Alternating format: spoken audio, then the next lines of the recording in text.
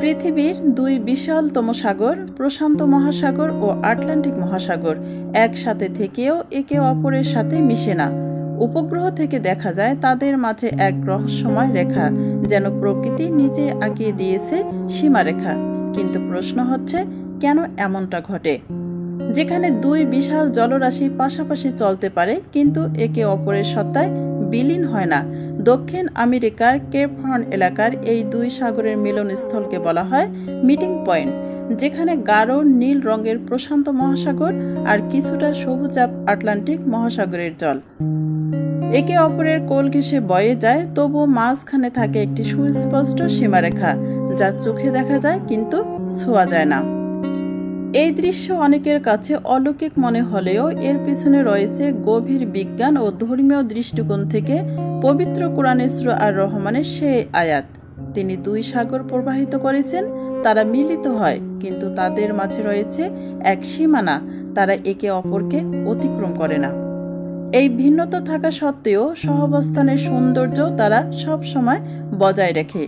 Islamic চিন্তাশীলরা মনে করেন এই আয়াত আল্লাহর অসীম জ্ঞান ও সৃষ্টির নিখুঁততা তুলে ধরে।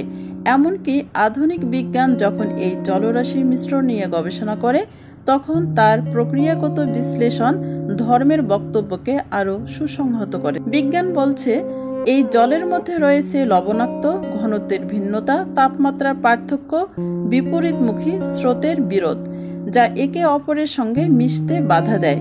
আটলান্টিক সাগরের জল সাধারণত বেশি লবণাক্ত ও ঘন, ফলে এটি ভারী হয়, আর প্রশান্ত মহাসাগরের জল তুলনামূলকভাবে হালকা। দুই মহাসাগরের জলের মধ্যে থাকে হ্যালোক্লাইন ও থার্মোক্লাইন, যা এক প্রকার প্রাকৃতিক বিভাজন রেখা তৈরি করে। গালফ স্ট্রিম ও হামবোল্ট স্রোতের মতো বিভিন্ন মহাসাগরীয় ধারা বিপরীত দিক থেকে প্রবাহিত হওয়ায় জলরাশি একে অপরকে ধাক্কা দিলেও মিশে যেতে পারে না। এই ঘটনাটি যখন বিজ্ঞানীরা প্রথম উপগ্রহ চিত্রে পর্যবেক্ষণ করেন, তখন অনেকে একে মহাসাগরীয় সীমান্ত বলে চিহ্নিত করেন। একদিকে ধর্ম বলে এটা আল্লাহর সৃষ্টি ও পরিকল্পনার নিদর্শন, অন্যদিকে বিজ্ঞান বলে এটা পরিবেশগত ও পদার্থ বিজ্ঞানের নিয়ম অনুযায়ী এক প্রাকৃতিক বাস্তবতা।